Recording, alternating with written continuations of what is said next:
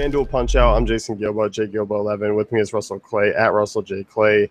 Taking a look at FanDuel tonight and the hitters on board, and some decent prices, obviously, on a 15-game slate. A lot of different ways you can go. Certainly a lot of different ways to go.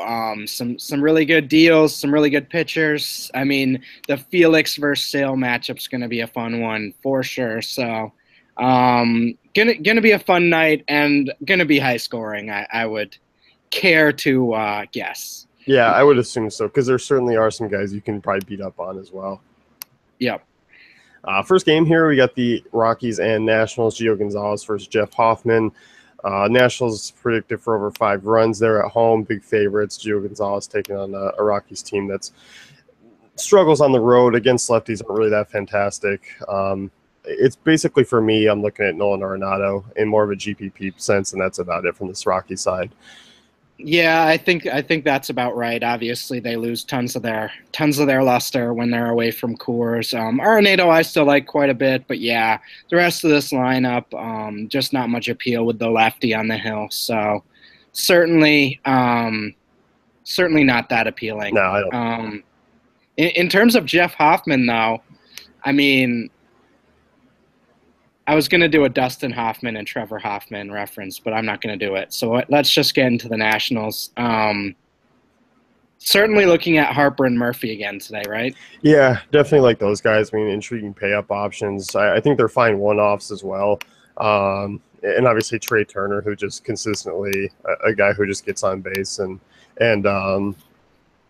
just plugs away with that stolen base upside. So I'm a fan of him. The prices of the other guys are starting to kind of creep up into a territory where they're not quite the value anymore, but Wilson Ramos at 32 is not that bad either. Yep, I know Wilson Ramos hasn't kind of come through the last few days, but I think he's in another good matchup here, and I think we continue to, fire away at that price. Yeah, definitely. But as far as where they stand on terms of the night, I think the Nationals are top 5 offense to target. Yep, top 3 to 5 for sure.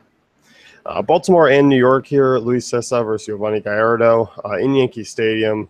Looking at some of these guys, I mean, obviously Cessa coming off a decent start against the Angels. But this Baltimore team is certainly intriguing at some of these prices, like a Mark Trumbo, Chris Davis at 3,500.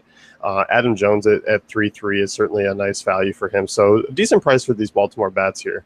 This is such a tournament game for both sides. Again, on this 15-game slate, I think this might be a way to maybe get some low exposure to a potentially, high upside offense like the Orioles, like you mentioned. I mean, I'm looking at Machado, Chris Davis, Trumbo, all in tournament play for me, and even Hyun-Soo Kim. I think you can definitely look at these prices. Yeah, I definitely think so too. And in a punt play, I'll take a stab at catcher is Matt Wieters at 2,400. Just given Yankee Stadium, you do like the park factors there. I mean, an inexperienced right-hander, I'm certainly okay with using him. Definitely. As far as the Yankees go, I don't mind some of the lefties here. I don't mind Gardner and Ellsbury at their prices. Back at home where they do receive a little bit of a bump. Gallardo's been a guy who has struggled with lefties over the last year. Specifically this year, he's been much worse. But him, obviously Gary Sanchez hitting behind. And then obviously I don't even mind a Gregorius or Castro in GPPs. I'm looking at, Starlin Castro in a GPP isn't something I'm avoiding, that's for sure. And like you mentioned, the lefties, Brett Gardner, even a Brian McCann. I think this is a really nice tournament game where you could get 1 or 2 shares of maybe a Yankee stack, maybe an Orioles stack, and sort of pay up at pitching. I think that's an interesting way to go in a tournament. Yeah, definitely think so too. And I could see that one being one of the higher scoring games on the slate. Mm-hmm. Twins and Blue Jays next year, Francisco Liriano versus Pat Dean, 2 lefties. 2 teams that are obviously filled with a couple of guys you want to look at versus lefties. And I think we'll start with the Twins side. Brian Dozier expensive, but obviously his numbers against lefties are insane, and what he's been doing of late is certainly intriguing. I don't mind him in a pay-up option. As far as cash goes, it just kind of depends on what you're doing at pitcher. I think, is he cash game worthy if he fits? Sure, but probably not going to make it into mine. Yeah, expensive, but worth it. Again, I think he's best served as a tournament guy, but again, that upside is certainly there at 43. I'm actually a little more intrigued in Miguel Sano and Jorge Polanco here. I like those prices.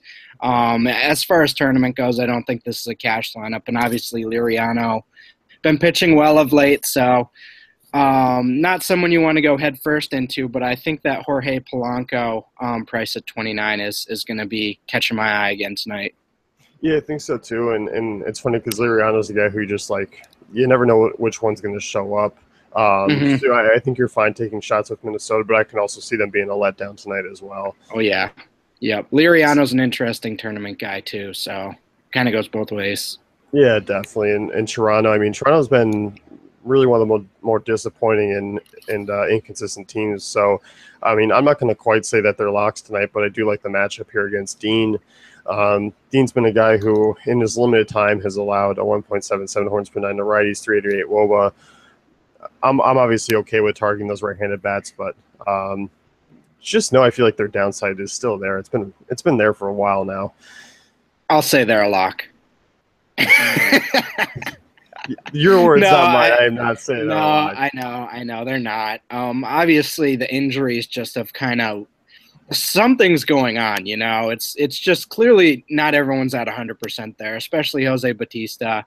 And Encarnacion's been weirdly inconsistent. I like these guys again, though. I don't know how you can avoid them against a mediocre lefty when they're projected for, 6 runs, minus 232 favorites. I know that's been deceiving for quite a bit of the season.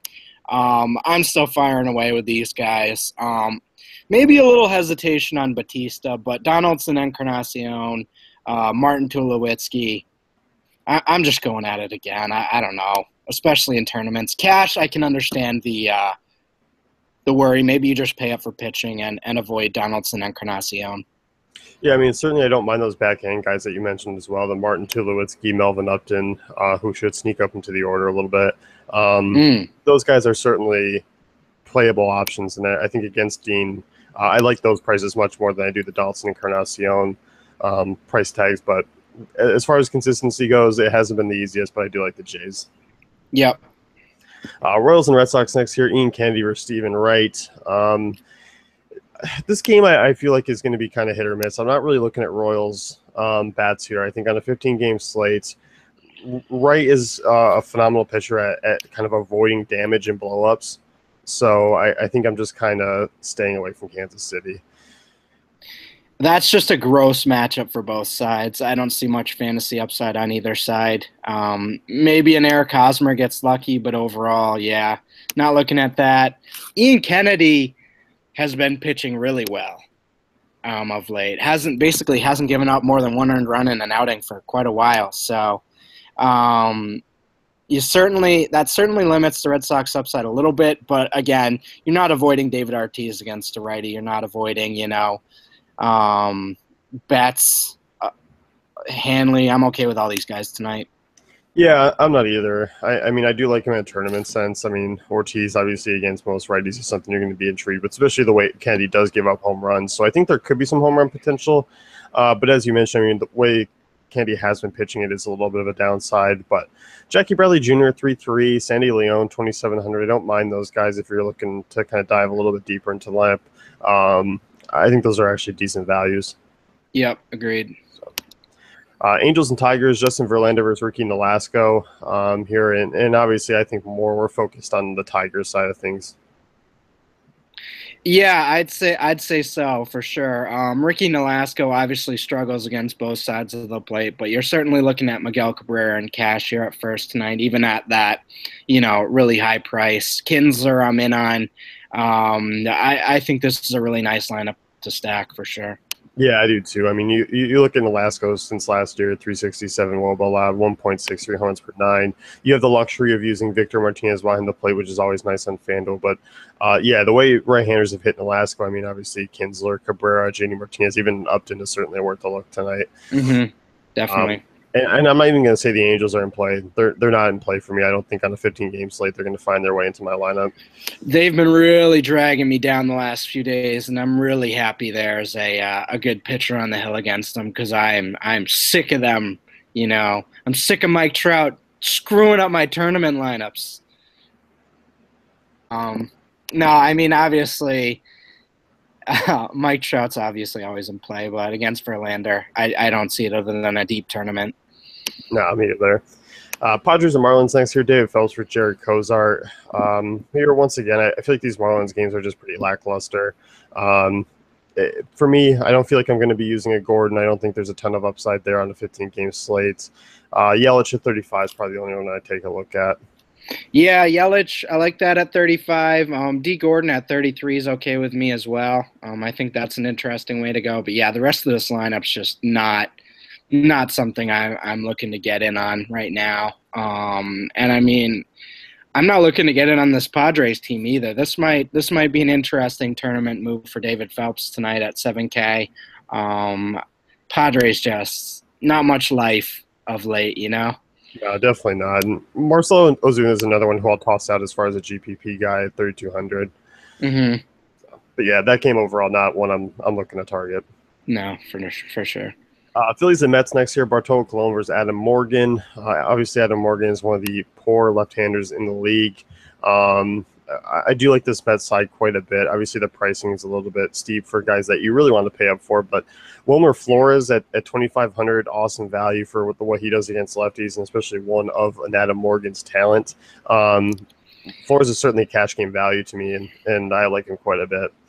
Yeah, I like Flores quite a bit, as you mentioned, at that really reduced price. I'm even okay with the Asdrubal Cabrera and Jose Reyes at the front of the lineup. I think the Mets are stackable tonight, which I haven't said really, I don't think, many times this year. So certainly intriguing, but overall I'm probably not going to be getting too much exposure at the same time. Yeah, 15-game slate, I think they're going to get a little bit lost in terms of when you jump out. I mean, obviously, Adam Morgan is going to make any team stand out against him, so that is something to note. There will be some ownership, but I think Flores and Cespedes are probably going to be your highest on Mets, while guys like Reyes, Cabrera, Neil Walker, Darren No kind of fall under the radar. Yep, definitely. As far as the Phillies go, they're cheap. Obviously, Colon's a guy who doesn't struggle too often. I mean, doesn't really have a ton of blow-up potential, but I don't mind taking some shots like a Maikel Franco or Cesar Hernandez or Herrera. I'm not down to kind of go with the Ryan Howard or Tommy Joseph, whoever's playing first there. You said you are kind of down, or you're not? Not. You're not. Okay, no. That's fine. We won't get into Ryan Howard then, but 2,800, not bad against Cologne. But yeah, overall, I'm not really buying this Phillies offense tonight. I think Cologne's the better of the two. You know, I'd rather play Cologne than really invest in this Phillies offense. Yeah, I can certainly see that being a way to go for strategy. Yep. Indians and Rangers next in Texas. Overall, you got Martin Perez and Corey Kluber going. Not really looking to pick on Kluber on a 15-game slate. I think that one's an easy fade. Yeah, pretty easy to fade that. Not really into targeting Kluber on any slate, pretty much with any offense. So unless he was playing the Indians, I mean, then I might think about it. But no, beyond that, not really. No, and with Martin Perez on the other side, I mean, a couple bats here I don't mind are Lindor, Mike Napoli are certainly in play. Brandon Guyer, I don't mind for a value outfield option. Yeah, but against lefties, again, we've seen this team be pretty limited. So obviously not something you're looking at. I don't mind them. I mean, I don't mind the right-handed bats. I think they're a little bit more in play for me here. As far as using the guys up at the top of the lineup like Rajai Davis, who I feel like is a little bit overpriced. I think I'm just kind of sticking with more tournaments. Yeah, well, I guess against weak lefties, they're sort of in play. Obviously, the Napolis of the world, but it's just kind of been a struggle every once in a while. Obviously, we saw what Hamels did last night. So, yeah, just be cautious. Don't get too crazy with the Indians' exposure here. Yeah, definitely. Next one here, you got the Rays and Astros, and I feel like this one's going to be something that's a little bit tricky.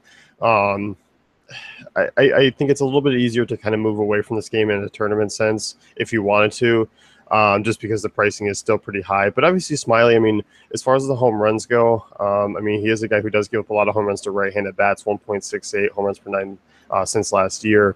That does put Bregman in play. That does put Altuve, Correa, Gaddis, Springer in play. But I think they're more just GPP plays for me tonight. Yep, and that's exactly what I thought when I first looked at this game. I mean, I don't mind Carlos Correa. I don't mind Springer or Altuve. I think they are just sort of tournament guys, though. And I like this offense better as a one-off deal because I do, as you mentioned, I do think there's home run power, but I'm not sure they all put it together.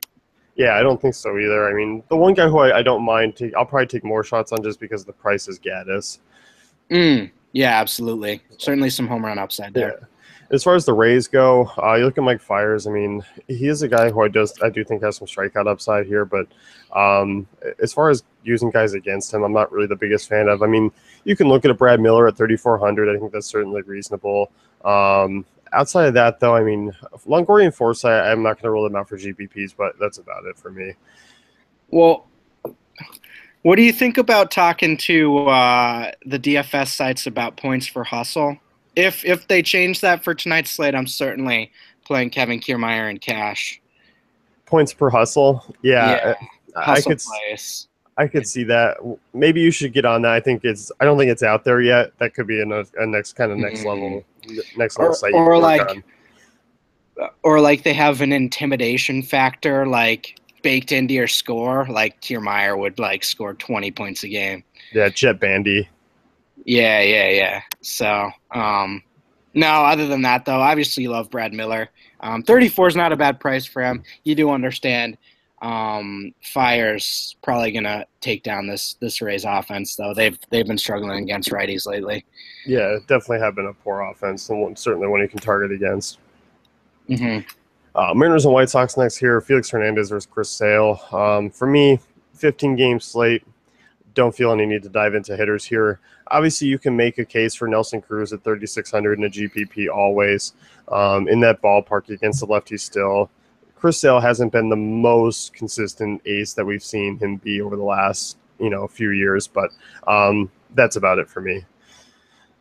Yeah, Cruz. I mean, if Franklin Gutierrez at 29, I was like, okay, but yeah, I'm not looking at many guys in this lineup for sure. It seems like a night. All right, there's plenty of other easy ways to go. This seems like a hard way, to sort of find production. Yeah, I definitely think so. And same thing with the White Sox side. I mean, Hernandez has been pitching well. Their offense is nothing really to exploit here. Yeah, agreed. Pirates and Brewers next here. Ryan Vogelsong versus Matt Garza. And here, I think there's potential for a ton of offense. But obviously with these two offenses who haven't been that great against righties, it's also going to be kind of a downside game, I think, if you get a lot of exposure to it and it doesn't hit. But I'm not going to be taking shots at guys like Vogelsong and Garza just because of how bad they are. Yeah. The Pirates, man. Moment of silence. I'm done. And by done, I mean I'm probably going to get more exposure tonight, but I'm done. I'm sold out of this relationship. Like we're not getting a divorce, but you're sleeping in the other room. I'm packing up your stuff. It's going to a storage unit. I'm finished. So we're going to be playing more Pirates tonight, but overall this is just trash. All right, I'll dive into some Pirates that I like here. I mean, other than you just being done and divorced from them. Yeah. Garza's a guy who, I mean, since last year, was 374 WOBA allowed to lefties. Obviously, I think that puts Josh Bell and Gregory Polanco still in play. Bell, obviously a value tournament guy for me because I still don't like his position here at first base. I think that's something that takes a lot of guys out of play that you do want to use, which is always disappointing. But if it hits, it certainly is a great value. Because I know in that ballpark against Garza, I think it's certainly playable. Yeah, and I mean, Bell already getting the Barry Bonds treatment. They aren't even pitching to him. They're so afraid. 3 walks last night. So, he basically is a young Barry Bonds. So, no, I'm just kidding. But yeah, 3 walks yesterday was pretty wild. So, certainly looking at him. Certainly looking at Gregory Polanco, even though he's really fallen off. Josh Harrison at 29 either, but he's sort of not come through. of late. So I don't know. You can take a chance on this Pirates offense. The process is certainly behind it, but I don't know. They're gross, man. Yeah, I think just consistency-wise and what they've done of late, obviously the team has struggled down against right-handed pitching. So I'm definitely okay if you want to fade and go other ways. As far as the Brewers go, though, I like Jonathan Villar at 3,800 is an interesting swerve off of some of the top third basemen. Just given his upside, you look at Vogelsong, I mean, on the road, he's always been awful. 387 WOBA to lefties, 1.99 home runs per nine to right or to lefties since last year. I think that puts Villar. I think that puts Scooter Gennett in play. As far as diving down into the rest of the lineup, I'd rather kind of pay up for other options. Yeah, I'm kind of out on the Brewers against righties. I even though I'm not targeting Vogelsong tonight, other than Braun, I'm just not really too excited about this lineup going forward, really. Yeah, I'm not either. I mean, it's pretty limited to obviously about 2 or 3 guys. Mm-hmm. A's and Cardinals next year. You got Ross Detweiler versus Luke Weaver. For me, I'm not really looking to use a ton of exposure to this game really outside of Piscotty. I think he's probably the only one I'll probably look to get exposure to. Maybe a Jed Jerko at 29, but that's about it for me. Yeah. It's so hard to get a read on this Cardinals offense. Again, we've seen this so many times this year where they do have good splits. You know, they do have a good projected run total. They are big favorites, but it's tough to pin down who you like. Tommy Pham, obviously the value play, sort of in terms of, you know, what you're looking at, but I don't know that I fully trust him at this stage. 2,800 though is a really nice price. Yeah, it's certainly one of those ones where I'm not getting crazy exposure to it, where it's not a value play that I'm completely in love with.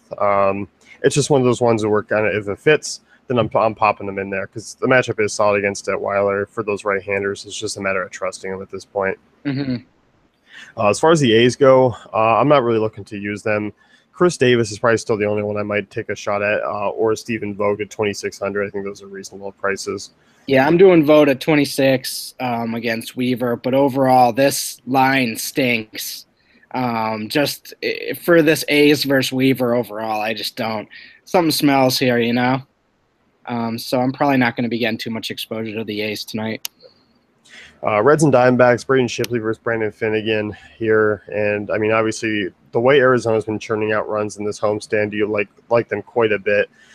Finnegan, who I do worry about in the home run department against righties, 1.90 since last year. I mean, that puts guys like Ricky Weeks if he's in, Yasmani Tomas if he's in. So it's going to be one thing to watch out for those lineups when it comes out. But Goldschmidt and Castillo, the obvious guys who will be in the lineup, are certainly playable. Yeah, Goldschmidt is borderline cash. I mean, he's basically cash, but he is expensive, so it depends on how your roster construction goes. AJ Pollock, your guy. I just say your guy for a lot of guys. There's a lot of guys that are your guy now. And I just pick up all the end of the lineup guys for the Angels. Those are my guys. So this isn't really a fair split that I'm setting up for myself here. But yeah, no, I do like him. I do like Segura. I think you can stack that 1 through 3, or maybe get a little goofy with Tomas and Castillo at the end there. Fire away with your Diamondbacks tonight. Yeah, definitely. I mean, just kind of a bummer that FanDuel didn't put him in the pricing. He's not in the player pool, so you can't use him, which kind of throws off if you are looking to a Diamondback stack because, I mean, you're probably going to be missing your 2-hitter there. So yeah. It is one thing that's a little bit frustrating, but you also, I mean, you could do a Goldschmidt, Weeks, Tomas, Castillo stack. I think that's the way you'd head on FanDuel. It's a little bit different just because Pollock's out. Right. As far as the Reds go, some of these bats I don't mind. I mean, Billy Hamilton, 3K. Obviously, he's kind of cooled off a little bit. Joey Votto, 36, seems certainly reasonable. Duvall, 31. I'm okay going up against Shipley there. Yeah, I'm okay with them, especially Joey Votto. Billy Hamilton obviously always has that stolen base upside if he can get on, so certainly like his price at 3K. Overall, though, I think we take the night off from the rest of the offense here. Yeah, I'm definitely not looking to dive down anywhere else, but the Votto price is something that I found kind of quite surprising. I think he's going to be a guy who I use a ton of because I think he's a nice value piece in consideration to the other first base options.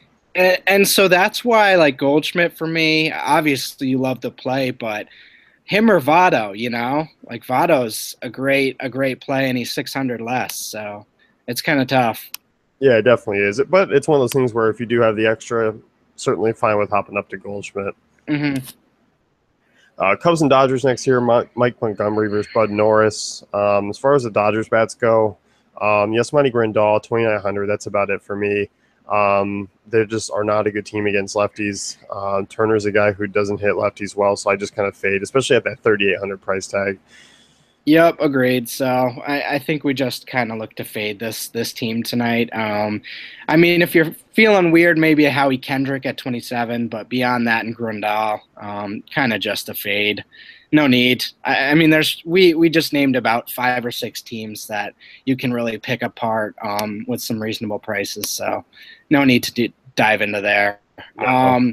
As far as the Cubs go, I mean, I don't mind Dexter Fowler at all. I think he's an interesting play. Zobrist as well, and obviously Rizzo against Norris. Yeah, definitely. I mean, you look at Norris. I mean, Norris is a guy who's always struggled against lefties. And then going back to last year, I mean, 386 WOBA allowed. That does put a lot of those guys in play. So I think you can certainly target away with those guys. And as far as the value standpoint, there really isn't a ton. But if you can believe Jason Hayward can get it together again, 3K, I guess, in the middle of that lineup is certainly okay tournament move. Yeah, it is. He's a tough one to gamble on, but certainly not against it at this stage. Braves and Giants here. Jeff Samardzija versus Joe De La Cruz. As far as some of these guys go, I mean, Posey 3-3 I'm okay with. I mean, Joe De La Cruz is obviously an arm you can target. But given the ballpark, given this Giants offense and their lack of upside, I'm just kind of staying away. Yeah, I kind of like Samardzija as sort of a tournament guy. I don't think he's going to be that highly owned just because of the recent Brave streak here. So I'm okay with him as a tournament, not really targeting the Braves here. Obviously, Freddie Freeman in play if he's in the lineup, but especially if he's not, and I think that might be why we see the Vegas line where it is, then, yeah, you really like targeting this team. Yeah, I'm not looking to use any Braves. I mean, at their prices, I mean, Markakis at 31, I can find a lot of other options at that price, and Coyote at 34, that's a little ridiculous. The Braves are overpriced outside of Freeman, who may or may not be in the lineup tonight. Right. So let's go wrap things up with a FanDuel Punch-Out. Be sure to check out DaveFantasyCafe.com for all great tools and content.